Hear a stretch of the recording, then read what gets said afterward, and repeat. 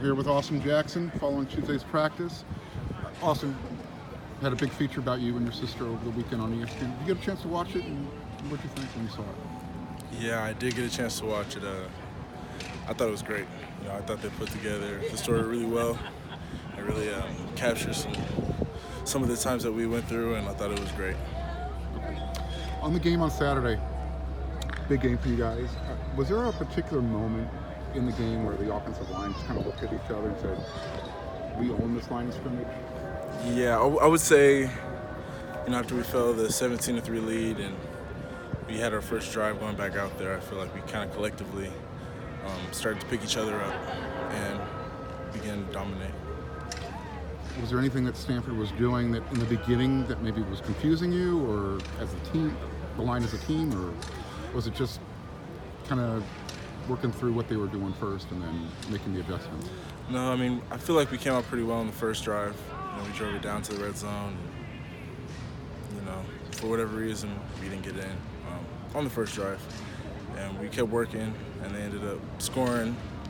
I think we got delayed off the field because of a special teams turnover. Right. So I think it took us about a couple drives, 2 to 3, to really just get in our groove. Speaking of the special teams turnover, it actually led to a moment where Keaton Slovis gathered you guys together as an offense and kind of said, we're going to get the ball back, we're going to go down and score a touchdown. Definitely, yeah. Talk about that moment. It was a good moment because we were all locked in on the same goal, and it was great to have a young quarterback, come in, and kind of us not picking him up kind of the other way around. That's really special. You don't see that a lot. And then you were in there on the blocked field goal. How was that? Can you talk about that? It was fun. Game. That's not your first one, is it? No, I think that's my second one. I think it's the second one I blocked. But that's always fun. Special teams is always fun. Making an impact in different positions on the field is always fun. And I'm glad I got to help the team. You've already started watching film on Brigham Young? Yes, yeah. Is there anything you see from their defensive line that caused you a little bit of concern? I wouldn't say it causes any concern. They're bigger than the average Pac-12 defensive line and a lot older. Sure.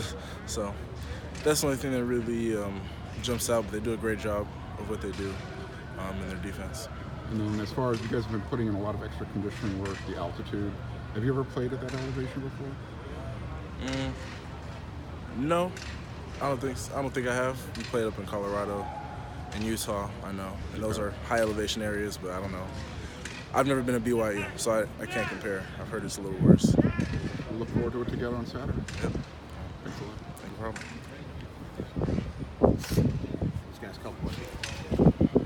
After last season, a couple of you guys kind of stood out on how disappointed you guys were in the season after the Notre Dame game.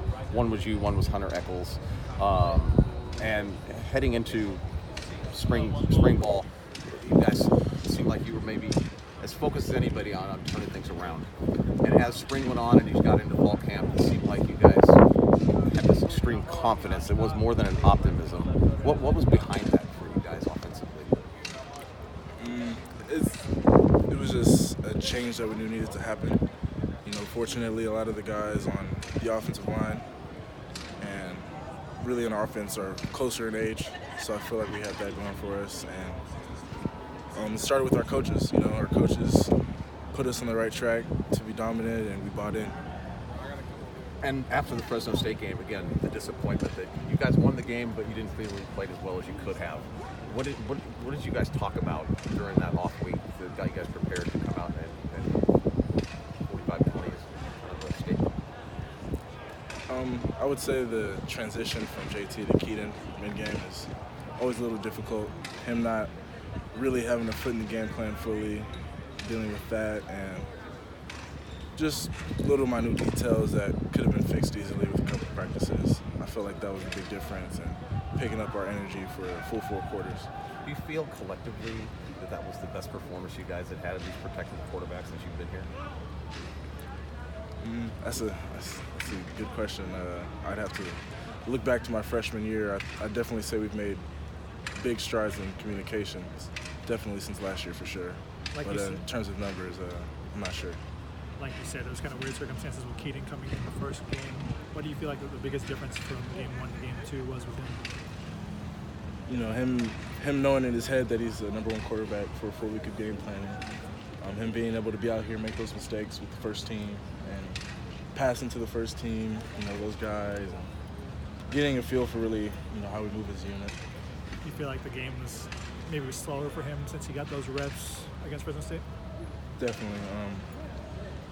You know, from the score, it looked like he was doing a lot of good things, a lot of great things. You know, I don't get to watch him too much, but I definitely say he was more comfortable going into this game. When you see the BYU front, their defense, what do you see?